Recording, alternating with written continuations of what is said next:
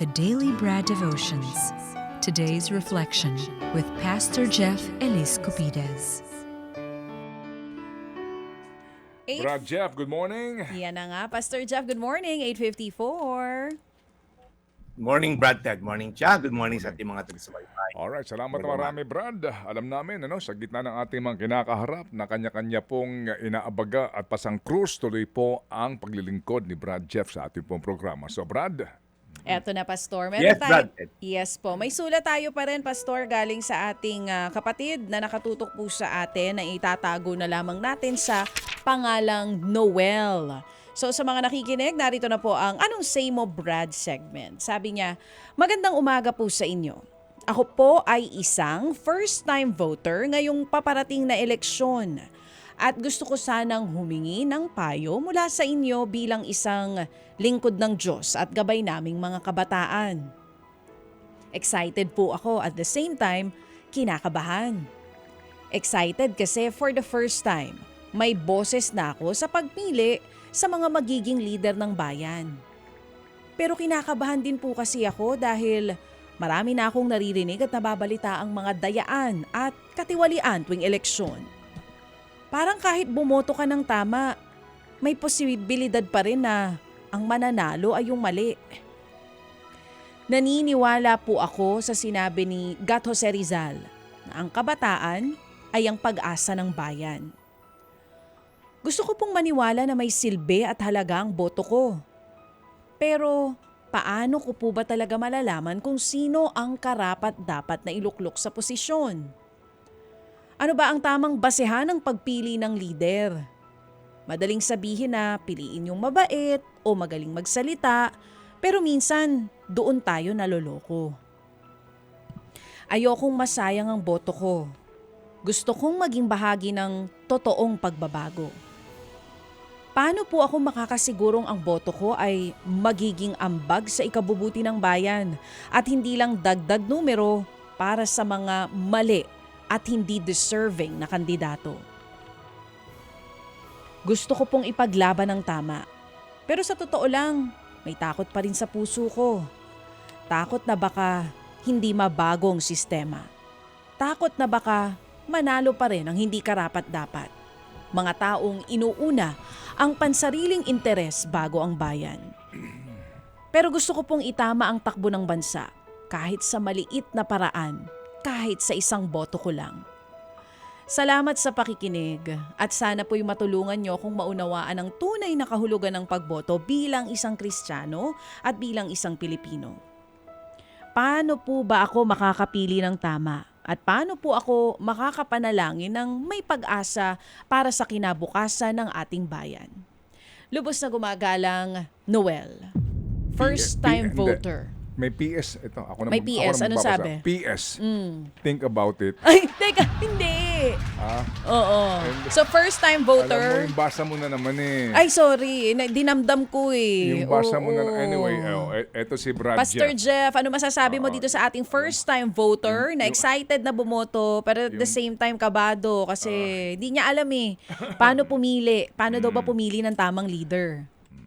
Brad, Pastor, wala Opo. lang tayong audio, nakamute Pastor. ka ata, Brad. Nakamute. Oo, dito nakamute sa si atin. Pastor. Jack Mike, Yan, Okay. yan. Go, Brad. Go. Yan. Mm. Dapat, sabi ko siya, dapat si Ted magpayo dito. Ay, yung pala. Eh mamaya medyo kabit yan sa think about it natin, abangan nyo. Hindi, Pero, ayan, sige, ito kasi sige. ang hinihingi niya. Di ba, yan Spirit din ay man. nasusulat, Brad? yan, gabay Di daw ba? Yun din, galing tsaka kay talagang Pastor. yan ay nasusulat din. Nasusulat. Yes, yung Yes, yes. pagpili ng tamang Yan, leader yan. Amen. ng bayan. Go ahead, Brad. Go ahead. Okay. Sige, Noel, subukan nating sagutin yung agam-agam at yung inquiry. Alam mo, Noel, hindi ka naman nag-iisa. Okay, unang-una, napakaganda ng iyong saloobin. Nagpapakita to ng maturity sa isang kabataan na tulad mo. Meron ka malasakit sa bayan at of course, yung pagnanais mo na mamuhay ayon sa iyong pananampalataya. Narito yung konti kong payo sa'yo na sana ay makatulong. Noel, ang boto mo unang-una ay mahalaga. Hindi lang bilang mamamayan, kundi bilang lingkod ng Diyos. Kaya nga sabi rin sa Biblia, may mga authority itinalaga ang Diyos at nasa kamay din naman natin kung sa isang demokratikong bansa tulad natin kung sino ilalagay natin. Now, ang pagboto ay hindi lang isang karapatan, ito isang pananagutan. Ulitin ko po, yes, it's a right, pero ito po isang pananagutan natin bilang isang botante. Sa bawat boto, pinapakita natin yung ating values, paninindigan, and of course, yung ating pananampalataya. Noel, ang boto mo ay ambag mo sa kabutihan ng buong lipunan. Kaya wag mong mamaliitin yung isang boto lang, lalo na kung tama ang motibo at batayan nito.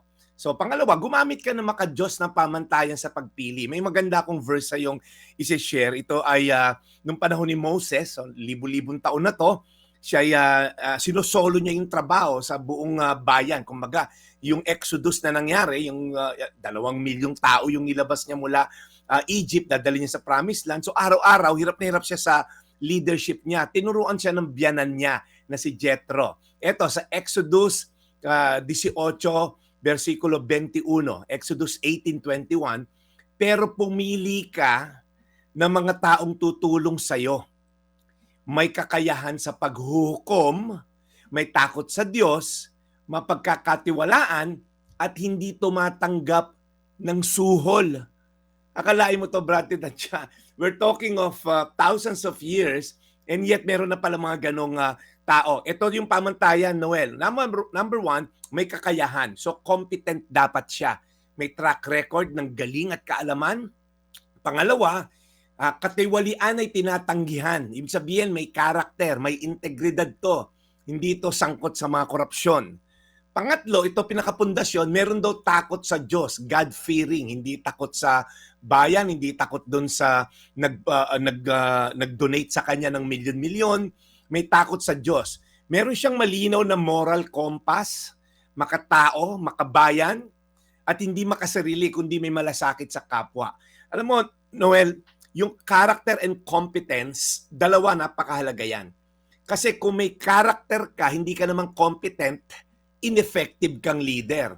Ang dami niyan, binigyan ng sangkatutak na budget. Hindi naman kinura, pero hindi naman alam paano i-execute yung budget. Kaya after a year, wala, ang daming budget, walang nagawa sa bayan. Kasi incompetent siya, okay? So ngayon, kung competent naman at walang karakter, Harvard degree graduate, ang daming mga alam sa politika and all, pero walang karakter, nanakawin lang yung pera ng bayan. Corruption naman yon. Kaya mahalaga po yung character and competence. Hindi pwedeng magaling lang, tapos hindi matino. Kasi pag gano'n, kurap ang labas nun. Pagka naman matino lang, hindi naman magaling, ineffective naman siya sa leadership. Mabait lang, pero hindi marunong magpatakbo ng bayan. So, delikado yon. Pangatlo, Noel, manalangin ng may pananampalataya sa iyong paninindigan. Okay? Bago ka bumoto, lumuhod ka muna sa panalangin. Hingin mo sa Diyos yung karunungan na hindi ka lang madadala ng emosyon o hype dahil artista o sikat, kung ano man, yung may takot sa Diyos ang iboto natin. Makikita mo yan, yung pamilya ba, kumusta ba? Kung hindi niya ma-handle sarili niyang pamilya, paano mo i-handle yung barangay niyo o yung bayan o city? Di ba? Huwag ka matakot sa sistema, maging bahagi ka ng solusyon. Hindi natin kontrolado ang buong sistema, pero kaya nating kontrolin ang ating integridad. Tumayo ka, Noel, sa tama. Magsalita ka ng may pagmamahal, kung meron kailangang i-brought up, bumoto ng may pag-asa at hindi pangamba. Huwag kang padala sa magaling na magsayaw, dahil lang sikat. Hindi ito pasayawan sa politika. Ito ay, una, may takot sa Diyos, at pangalawa, meron kang kakayanan. So, Noel, as I end, magtiwala lang. Ang Diyos ang tunay na sovereign sa lahat, kung sino man ang maluluklok o hindi. Sabi sa Daniel, sa book of Daniel, He changes times and season. He removes kings and set up kings. So, ang Diyos pa rin ang may huling say, Noel. Gawin mo ang tama, pagkatiwala mo resulta sa Diyos, sa ganitong pananampalataya, hindi masasayang ang boto mo. Final words, Noel. Ang boto mo ay boses mo bilang isang Kristiyanong Pilipino. Amen. Gamitin mo ito. Amen? Amen. So Exodus 18:21, pumili ka ng mga taong tutulong sa iyo, may kakayahan sa paghuhukom, may takot sa Diyos, mapagkakatiwalaan, at hindi tumatanggap ng suhol. Amen. Panginoon, salamat po kay Noel na concern sa bayan, na hindi lamang, Lord, ito pagalingan ng kung anumang bagay, but yung may takot sa Diyos. yung character and competence na kailangan ng bawat leader ng bayan. At even Lord, sa mga sambahayan, salamat Lord God sa tulong mo sa pagbigay kay Noel ng wisdom kung sino ang isusulat niya next week sa balota. Salamat Lord sa wisdom ng bawat isang Pilipino. In Jesus' name, amen. Amen. Amen. Amen. Mahal na Panginoon, maraming salamat po muli sa napakagandang aral na amin po napakinggan mula kay Brad Jeff today sa aming po The Daily Brad. We continuously pray, Lord, para po kay Brad Jeff sa kanya pong pamilya na naharap ngayon sa pagsubok. Lord, we pray sa kanila pong katatagan, sa kanila pong pagkakaisa para po malampasan ang mga pagsubok na ito at patuloy pong magtiwala sa inyo. In Jesus' name we pray. Amen. Amen. Amen. Amen, Brad. Salamat na marami, Brad, sa iyong very timely na paalala. Napakaganda, no? Panahon pa pala ng ng Unang Testament, Old Testament. Meron nang usapin ng panunuhol ng mga tao, no? Meron na. Naku, talaga, Brad, ano? Yes. Nakaukit na pala. Oo. Yes, sa puso. Actually nga, sinuhulan daw yata ni Adan, eh. Sino? Ay, oo. Yung nagsumbong na kinain nila yung mansanas. Isipin mo, uso na ang suhol kahit noong mga panahon na hindi pa papel ang pera. Oo. Oo, di ba? Di ba? Sige.